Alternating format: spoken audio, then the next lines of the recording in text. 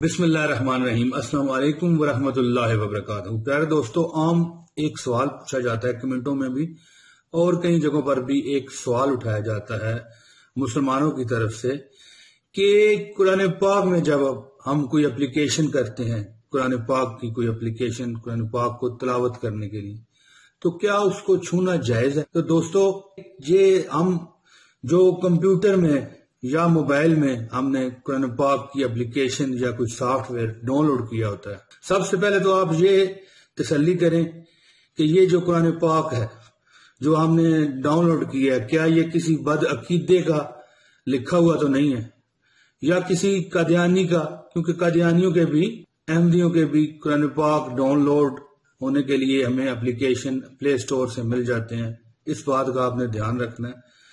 और जहां तक छूने का तल्लक है सॉफ्टवेयर में, मोबाइल में या कंप्यूटर में, तो इसका सही जवाब यही है कि मोबाइल या कंप्यूटर स्क्रीन पर नजर आने वाला है, मोबाइल या कंप्यूटर स्क्रीन पर नजर आने वाली कुरानी आयात को बिला वुजू बल्कि जनाबत की हालत में भी जब गुस्ल फर्ज हो छूने में कोई हर्ज नहीं। उसकी वजह यह है कि वो कुरान का वर्क नहीं होता, वो एक सॉफ्टवेयर है, यानी वो ऐसे नक्श हैं, ऐसे नकूश हैं जिसे हम छू नहीं सकते, क्योंकि मोबाइल के अंदर ये बजरिया रोशनियों के या बजरिया सॉफ्टवेयर के मोबाइल के अंदर ये जो है ना अल्फाज हमें नजर आ रहे होते हैं, जिसके ऊपर मोबाइल की कई तहें होती हैं और आखिर में मोबाइल के ऊपर वाली स्क्रीन इस तरह, इसके नीचे भी एक तह, उसके नीचे भी एक तह, तो इस पर छूना कोई गलत नहीं है, चाहे आप वजू में हैं या आप को गुस्ल की भी हाजत है, तो इसको छूने में कोई हर्ज नहीं। हाँ, अगर इश्क की नजर से देखा जाए तो फिर इश्क तो ये कहता है कि वजू किया जाए। कई उलमा कहते हैं कि वजू करना चाहिए, लेकिन ज्यादातर उलमा का कहना है कि बगैर वजू के भी आप पकड़ सकते हैं, क्योंकि ये डायरेक्ट कुरान पाक की किताब नहीं है, ये एक सॉफ्टवेयर है और ये एक इलेक्ट्रॉनिक चीज है जिसके ऊपर भी कई तहें हैं, जिसके ऊपर सबसे ऊपर मोबाइल की या कंप्यूटर की स्क्रीन भी होती है, इसके नीचे भी कई तहें होती हैं।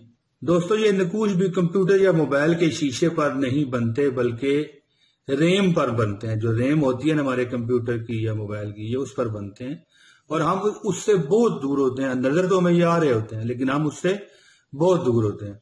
और कुरान को ऐसी हालत में भी जो असल किताब पाक है कुरान पाक की, हम उसको अगर बेवजू हैं तो किसी ऐसे तरीके से भी हम उठा सकते हैं कि मिसाल के तौर पे कोई पाक कपड़ा है, गलाफ है, ऐसा जो कुरान पाक के साथ मुकम्मल टच नहीं, जैसे जिल्द है कुरान पाक की, वो मुकम्मल टच होती है, जो कुरान पाक की किताब का हिस्सा नहीं है, हम उसके जरिए कुरान पाक को छू सकते हैं, उठा भी सकते हैं।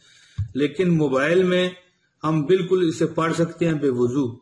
लेकिन इश्क के तकाजों पर फिर मैं बात करूंगा, अगर हो तो वजू कर लेना बहुत ही अफजल और मुस्तहिब है। दोस्तों, कुरान पाक को जो हम मोबाइल में पढ़ते हैं, इसको हैज और नफास वाली औरतें भी पढ़ सकती हैं, क्योंकि हाँ, अगर आपका दिल नहीं मान रहा तो ये दिल ना मानने वाली जो बात होती है ना, ये होता है इश्क और ये होती है मोहब्बत और ये होता है कुरान पाक का अदब। तो ऐसी सूरत में अगर आप ना लगाना चाहें हाथ तो बेहतर है। लेकिन अगर मोबाइल में अगर आप बेवजू या जनाबत की हालत में कुरान पाक पढ़ते हैं तो इसमें कोई हर्ज नहीं है। दोस्तों, इमाम शाफी की किताब में है कि अगर कुरान करीम किसी बक्स के अंदर हो तो जुनबी यानी जिस पर गुस्ल फर्ज है या जिसने वजू नहीं किया वो उठाना चाहे तो वो बक्स को उठा सकता है, उस पर कोई गुनाह नहीं है।